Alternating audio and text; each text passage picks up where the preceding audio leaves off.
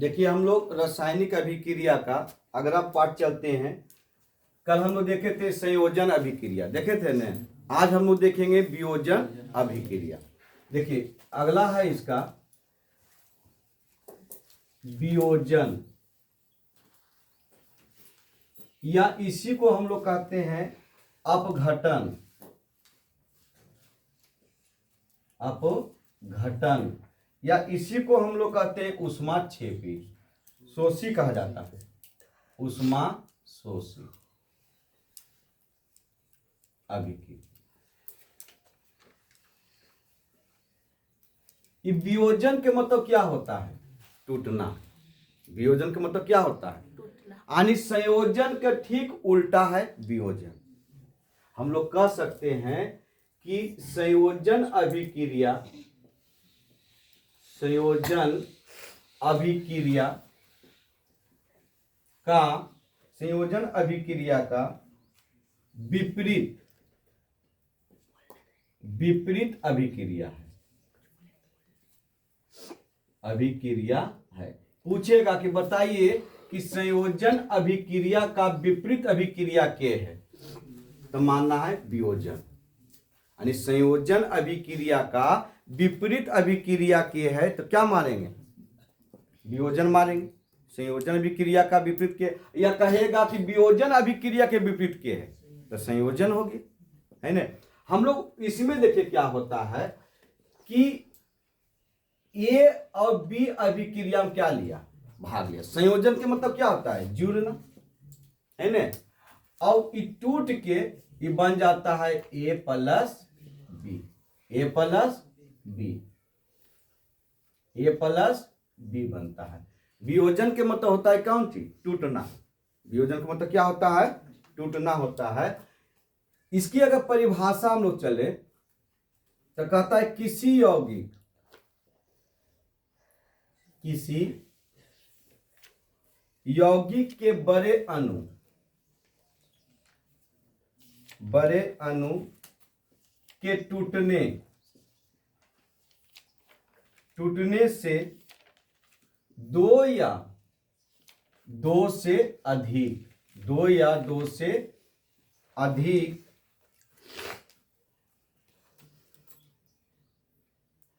सरल यौगिक बनाते हैं, बनाते हैं तो उसे, उसे वियोजन अभिक्रिया कहते हैं, अभिक्रिया कहते हैं, है ना। अब देखिए यहां से एक बात और याद रखिएगा कि वियोजन अभिक्रिया करने के लिए, वियोजन अभिक्रिया के अभिकारक को, अभिकारक को तोड़ने के लिए, के लिए ऊष्मा,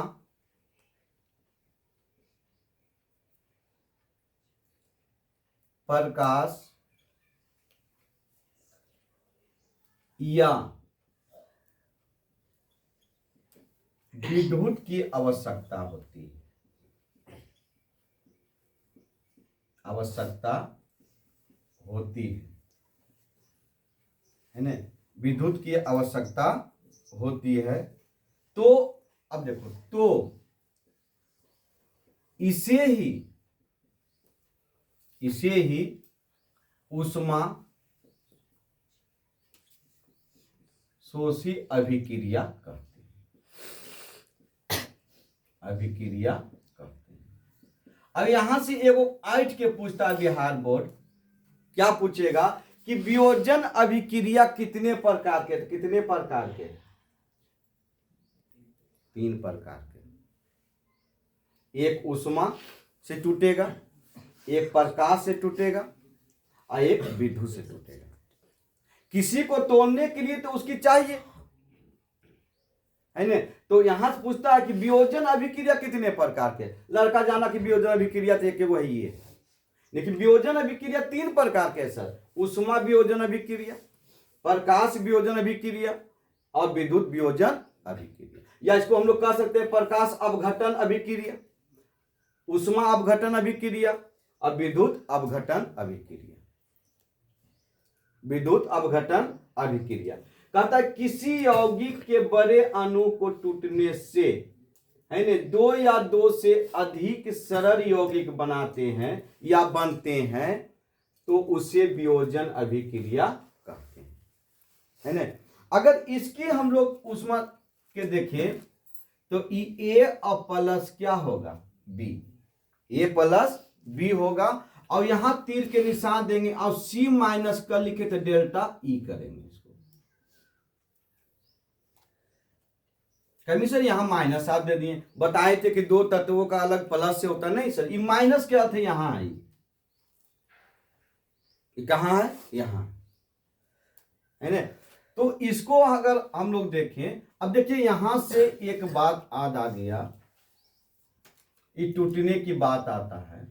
वियोजन के मतलब ये होता है टूटना, वियोजन के मतलब क्या होता है, टूटना होता है। तो इस पर एक बात हम बोलते हैं, आपके जीवन में याद रखिएगा, कि कहते हैं भरोसा टूटने से इंसान टूट जाता है। बहुत अच्छी बात है, कहते हैं कि भरोसा टूटने से इंसान टूट जाता है। अगर किसी का भरोसा आप करते हैं, अब अगर वो टूट गया तो इंसान क्या हो गया, टूट गया, नहीं बिखर गया, है ना। और मेरा भरोसा उस इंसान ने तोड़ा जिस पर खुद से ज्यादा भरोसा था। मेरा भरोसा उस इंसान ने तोड़ा जिस पर खुद से ज्यादा भरोसा नहीं, हम उस इंसान पर भरोसा करते थे कि अपने से ज्यादा भरोसा हम उसी पर करते थे, उसने क्या किया, तोड़ दिया। यही चीज है सर वियोजन अभिक्रिया। आया समझ में, वियोजन अभिक्रिया यही चीज है, टूटकर भी। अब कहता है कि जो टूट गया, जो मनुष्य टूटकर गिर जाता है वही मनुष्य संभलता है सर, वही आगे की ओर उसकी क्या होती है, प्रेरणा होती है। जो गिरेगा, आप देखे होंगे कि पौधे में भी जब फल लगती है तो पौधे के टहनी झुक जाते हैं, उसमें नम्रता प्राप्ति हो जाती है। क्यों झुक जाते हैं, क्यों, अगर हम टाइट रहेंगे तो हम टूट जाएंगे और हम क्या हो जाएंगे, बिखर जाएंगे। मनुष्य को इस चीज को ध्यान रखना चाहिए, किसी पर ज्यादा अधिक से अधिक भरोसा मत करना, क्योंकि जब जिस दिन वो दिल तुमको तोड़ेगा उस दिन सबसे ज्यादा तुमको जिंदगी का दुख प्राप्ति होगी। इस चीज को समझ लेना, अपने आप पर भरोसा रखिए। अगर हम 1 जानते हैं तो 1 हमारे 1000 के क्या है, बराबर है। किसी दूसरे पर भरोसा करने से कोई फायदा नहीं। अब देखिए हम लोग इसका अभिक्रिया में चलते हैं सर। देखिए CaCO3 है ना, हम लोग पहले ऐसे नहीं चलते, हम लोग देखेंगे जरा ध्यान के। हम लोग पहला नंबर चलते हैं, इसको देखिए कितने अभिक्रिया कहा, उष्मा के, तो उष्मीय अभिक्रिया में हम लोग चलते हैं, एक साथ चलते चल जाएंगे सर। उष्मीय वियोजन अभिक्रिया ये कहता है कि जब वियोजन अभिक्रिया में, जब वियोजन अभिक्रिया में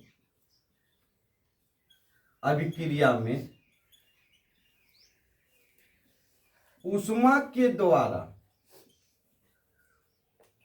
द्वारा टूट जाता है तो उसे उष्मीय वियोजन अभिक्रिया कहते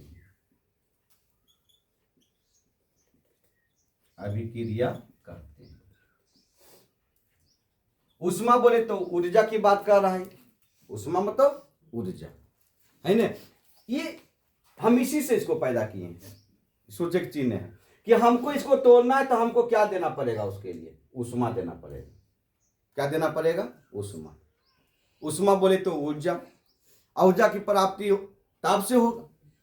ऊर्जा की प्राप्ति किससे होगा, ताप से होगा इसमें, क्योंकि ताप के मतलब गर्म करने पर है ना, ये तो सूर्य की प्रकाश है। और यहाँ विद्युत से उसको गर्म करेगा। यहां देखिए सूर्य की प्रकाश है, ये बल्ब की प्रकाश से नहीं होगा, क्योंकि तीव्रता इसकी कम होती है और सूर्य की प्रकाश में तीव्रता अधिक होती है ना। तो यहां से अगर इसकी उदाहरण हम लोग चलते हैं, देखिए एग्जाम्पल में आते हैं इसका सर, CaCO3, इसको कहते हैं कैल्शियम कार्बोनेट, कैल्शियम कार्बोनेट कहते हैं, है ना। इसको जब हम लोग गर्म करते हैं या लिख देते हैं गर्म करने पर, पढ़ने के सिखा देंगे कैसे पढ़ा जाता है। गर्म करने पर, है ना, गर्म करने पर, है ना, ये टूटता है CaO, इसको हम लोग कैल्शियम ऑक्साइड कहते हैं, चुना है सर। अब मुक्त करता है कार्बन डाइऑक्साइड को, कार्बन डाइऑक्साइड को। देखो कैल्शियम कार्बोनेट को राइम स्टोन के नाम से भी जाना जाता है सर, इसको राइम स्टोन कहते हैं, है ना। और इसको क्विक राइम कहा जाता है, क्विक राइम। इसका जो उपयोग होता है सीमेंट फैक्टरी में किया जाता है सर, सीमेंट बनाने में, सीमेंट बनाने में, है ना। कैसे पढ़ेंगे इसको, इस अभिक्रिया को हमको पढ़ना है। को कह दिया कि पढ़ के बताइए उस अभिक्रिया को, तो कहेंगे कि कैल्शियम कार्बोनेट को गर्म करने पर, कैल्शियम कार्बोनेट को गर्म करने पर कैल्शियम ऑक्साइड और कार्बन डाइऑक्साइड में टूट जाता है। कैल्शियम कार्बोनेट को गर्म करने पर कैल्शियम ऑक्साइड और कार्बन डाइऑक्साइड में क्या हो जाता है, टूट जाता है। यही इसको पढ़ना है ना। टूटने की बात वियोजन अभिक्रिया की बात कर रहा है ना। देखेंगे वहां कहता है कि बताइए निम्न में से कौन संयोजन अभिक्रिया है, निम्न में से कौन वियोजन अभिक्रिया, तो इससे आप याद हो। अगर यहाँ A B है, देखो यहाँ जुड़ा हुआ कैल्शियम के है, कार्बोनेट है ना, यहाँ अगर जुड़ा हुआ है इसके यहाँ टूट गया तो वियोजन। यहाँ ई इसको ए नहीं लिखेंगे, इसको पलट देंगे तो संयोजन। क्या हो जाएगा, संयोजन हो जाएगा।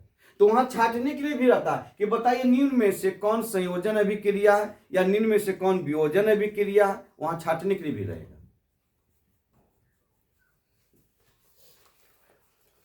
देखिए अगला एग्जांपल इसका अगर देखते हैं 2KClO3, संतुलन के लिए जा रहे हैं सर।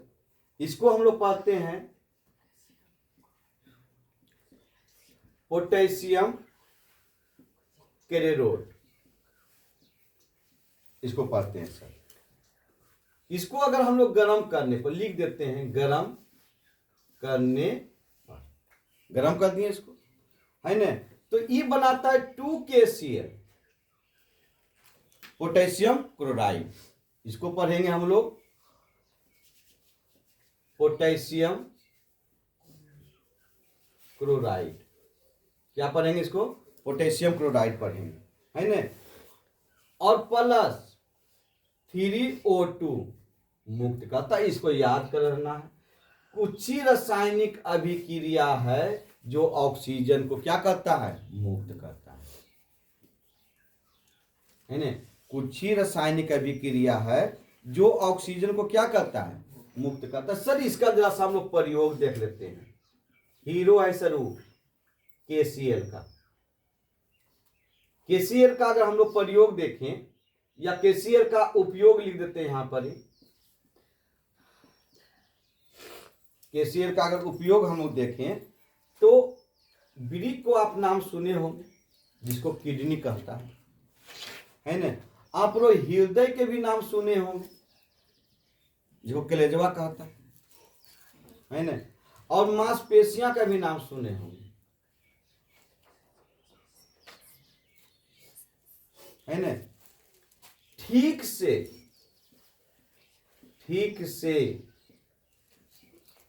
काम करने के लिए, काम करने के लिए मदद करता है। ये हो जान लीजिए। यानी कि वृक्क, हृदय, मांसपेशियां और तंत्रिका तंत्र को भी लिख लीजिए सर। तंत्रिका तंत्र को ठीक से काम करने के लिए मदद करता है, प्रेरणा देता है उसको, भैया अपना काम तू सही ढंग से कर, उछल कूद मत करना है ना। जैसे हृदय 1 मिनट में 70 से 72 बार धड़कती है, तो ये कहते भैया 70 से 72 पार मत करना है तुमको। हम बैठा लिए तो आप देख ले कहां जा रहा है तुम, है ना। आप देखिए, कमी से शरीर में अगर इसकी कमी होगी पोटेशियम का, तो कमी से होता है दस्त या उल्टी होने लगती है। ये हो जान लीजिए। अगर ये कमी होगा तो कमी से दस्त और उल्टी होना क्या कर देगा, चालू, कुछ खाएगा, फेंक दीजिएगा सलाख से। तो कमी से प्राप्ति कैसे होगा, पोटेशियम हम लोग कैसे लेते हैं, पोटेशियम हम लोग जल से भी ले लेते हैं, उसमें घुलनशील होता है। पोटेशियम की प्राप्ति हम लोग को भोजन से भी हो जाता है ना। तो यहां कहा कि वृक्क, हृदय, मांसपेशियां, तंत्रिका तंत्र को ठीक से काम करने के लिए मदद करता है। चलिए बहुत अच्छी बात है सर, इसका उपयोग भी, इसकी दवा भी बनाई जाती है ना। आगे हम लोग देखें कार्बनिक अकार्बनिक में। इसकी कमी से दस्त या उल्टी होना क्या हो जाता है, चालू हो जाता है। अगर इसका एक और अभिक्रिया हम लोग देखें, यहां आते हैं, देखिए 2PbNO3 है ना, इसको रेड नाइट्रेट कहते हैं सर, रेड नाइट्रेट।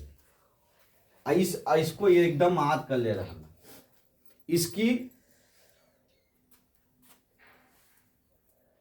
खूब इसको पूछता है फॉर्मूला से, रेड नाइट्रेट का सूत्र क्या होता है या रासायनिक सूत्र इसकी क्या होती है।